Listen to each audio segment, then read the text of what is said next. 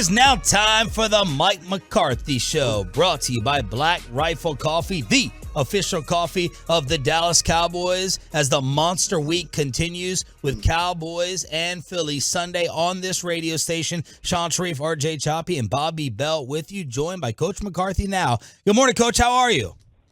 Doing well. Good morning, gentlemen. You have any parade advice for us today? Oh, shoot. Yeah. Just start early, stay late. I think it's a once in a lifetime event. Enjoy it. I think that'd be cool. Did it bring back any Packer memories? Like, we haven't experienced this in a long time, but the whole city is galvanized, unified, people shedding tears, just what a championship can do in terms of bringing an entire community together.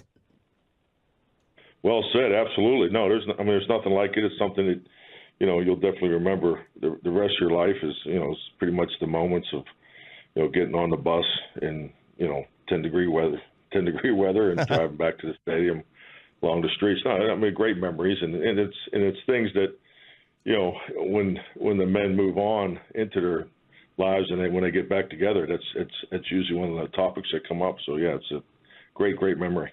In that 10-degree weather, is there a beverage of choice that's supposed to keep you warmer than others? Well, ours was actually different. We had a small parade coming back from the airport to the stadium, which in Green Bay is about 3 minutes. So it was a quick parade. But then the next day they had the celebration where they filled the stadium. So that was really cool. So we actually didn't do the big parade. I think as the Rangers will be doing today. I'll get my dumb question of the week out of the way early. Can you ever borrow from championship teams in other sports where you're like, okay, let's try to take something from them? Obviously, you do it within your own sport in a copycat league, but have you ever done that, Coach? Or is that crazy to think like, okay, we heard that the Rangers did this. Let's try to borrow this approach from a basketball title team or hockey or other sports? Definitely. We all the time, frankly. We actually have a clip today in our mental conditioning presentation that's on the Golden State Warriors. Something that they put out there motivationally a few years back, and it just co-aligns with our messaging. Yeah, so those video clips are used all the time. Mike McCarthy joins us here at 105 through the Fan. With all the hype with the Rangers run, have you guys been able to? It's crazy to think the Cowboys could do this, but fly under the radar a little bit, with a little bit less attention on you this week?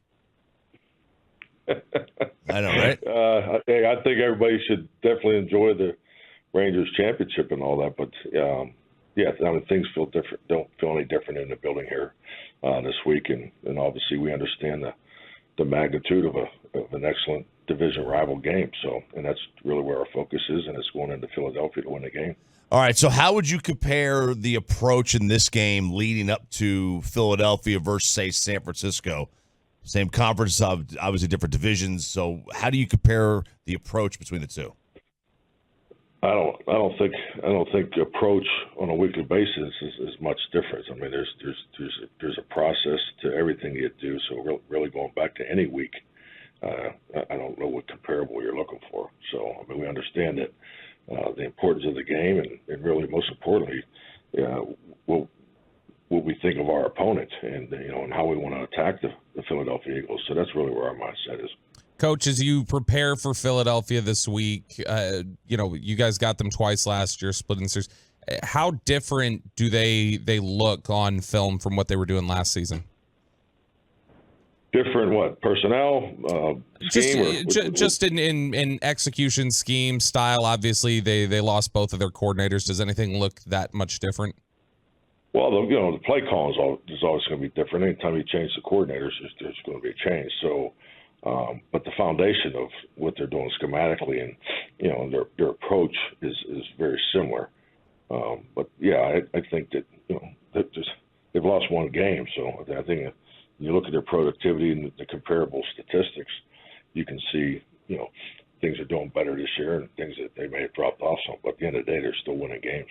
How much has Jalen Hurts continued to grow as a passer? And if you have any additional detail as to how, we'd love to hear that. Just Hurts' growth back there in the pocket. Well, they're definitely throwing him more so, and I just think, the way he plays, the dynamic that he brings to that offense. Obviously, he's still a young player. I think he's getting better each and every year, but they definitely have opened up the passing game more this year. Coach, we've talked quite a bit about the tush push or the brotherly shove, whatever you want to call it. Well, what is your take on that play? Do you like that play? Do you think that is too much rugby style, or is that like the oldest play in the sport? What do you think about that play? I mean, I think it's traditionally called a wedge play, but I don't have no problem with it. It's not against the rules. I think it's like anything in this league. You see trends that schematically that are productive, and and it's really the responsibility of the opponent to stop it, or the trend will continue to grow. So yeah, I have no problem with the play. Do they do it better than others? And if they do, how? Why wouldn't every team run the same play? Well, you got to give credit to the men up front and really Jaylon. I mean, I think a lot of people are trying to replicate it, but they're very good at it, and I would attribute it more to the personnel. Talking with Cowboys head coach Mike McCarthy here on 105 Through the Fan. Coach, the last couple weeks, the offense really seems to be finding its rhythm. Do you think that's a function of just spending more time on task, guys getting reps, or is this about some of the tweaks potential that you guys have made and some of the adjustments? I think it's more just more time on task. I definitely agree with you there. And it's just like anything. There's things we're asking our guys to do differently and created more volume of responsibilities, like particularly in the area of protection. So we're only going to continue to improve there. I think just like anything, when you put subtleties in an offense, sometimes it may take a little longer than you want. I think if you just point to the red zone, since we had some really good opportunities earlier in the year, then we didn't quite connect, and then now we're starting to connect. So I think that's always what you're looking for to improve on. But I think the biggest thing for us when I look at the statistics is you got to look at the type of games we've been in. Half of our games have been in lopsided scores. So and I'm not a stat ball guy in the fourth quarter. I'm more concerned of getting your players out and getting your young guys in too. So all those things tweak and adjust statistics, and even when they're the other way, when they're really, really good, you got to look at those too to make sure they're real. So, but I think we're, you need to take steps, especially in these division games, because you gotta score to win in these games.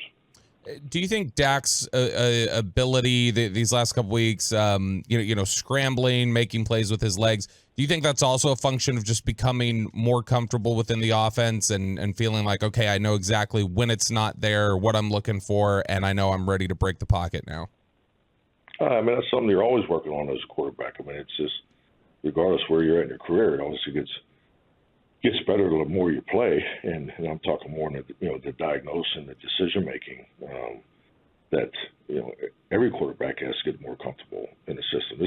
It's Dak and I being on the same page in the play calling is we're getting more and more comfortable. So yeah, there's definitely areas of growth there, but that this isn't the first time Dak Prescott's used his feet to be productive. I just think we may be doing a little differently as far as where the volume is, and I'm pointing more towards the scramble drill phrase. CeeDee Lamb had a fantastic game last week against the Rams. He's been really good these last couple weeks after obviously something that he was a little bit frustrated by his impact on the game, and something that Dak and CeeDee have talked about very publicly about how that was a good opportunity of growth for them, having those conversations. Just your impressions of how well CeeDee Lamb's played the last couple weeks and how he's responded since that San Francisco game. Yeah, it's really how we always viewed CD. I thought that last year he, definitely established himself as a number one receiver, and the biggest challenge moving forward for CD is just going to be the attention that he gets by the coverage, and this is a high percentage coverage defense. So we're definitely anticipating him seeing more and more coverage tilted towards him and so forth, and just got to keep finding ways to put him in position to be successful. Because CD's a dynamic player when the ball's in the air, and he's even more dynamic once he gets it in his hands. Mike McCarthy here on the Boomer Jacks Bar and Grill Hotline 105.3 The Fan. A lot of Cowboy fans cringed when Jaylon Carter fell to Philly in the draft. What have you seen from the rookie on tape to start off his career? It makes impact plays. You look at the rotation. It's probably healthy for any rookie to come in there, into that D-line situation. It's obviously very talented defensive front, but it has a lot of depth. So, what he's asked to do from a playtime perspective is a good pattern to be on as a rookie. So when he's in there, he has been impactful. Coach, can you talk about Deron Bland a little bit? Obviously, going up against A.J. Brown, he has the record now for 125-plus yards. Deron, I'm sure, will get his turns on A.J. Just talk about Deron stepping in for Trayvon Diggs and the season he's having so far. Yeah, he's having an excellent season. Obviously, not only just the statistic with the big plays, but just all the way through. And Deron is just such a consistent, young player. Jumping on the scene the way he did last year and playing two positions, and it's really cool just to see him get comfortable in this spot because he plays. He's played at a high level for us, and obviously he's going to be tested by both guys this Sunday. So, but these are great games for young players to establish themselves in this league, and especially the way the production Alex has been having. Coach McCarthy, when we talk about it's something that gets discussed, it feels like whenever you're going up against a big-time receiver, a Tyreek Hill and A.J. Brown, whoever else, about the idea of, traveling, are you going to stick somebody on them and travel them? What is that process like? Is that generally just a overriding philosophy for coaches of, hey, we travel against their best receiver regardless of who it is, or is it a case-by-case basis of the receiver that you go against? Well, I think those conversations in the spring when you're putting together your menu of defense is really where the philosophy component comes into play. But I think when you get into season too, it's because sometimes it's just not the fact that I'm going to travel. It's the other pieces in the secondary that are affected by it too. So it's not as simple as I believe in traveling. He travels. There's obviously more to it. There's a game plan specific where the receivers lining up, how many personnel groups are playing in. So all those things go into effect. But everybody has a chance to put their menus together. But when you get into the season, your selection is usually has to do with the health of your team and the other pieces involved. Coach, I know you're going to the other side of the state, but I've been meaning to ask you. My buddy texted me asking for a recommendation: Aiello's or Meneo's pizza.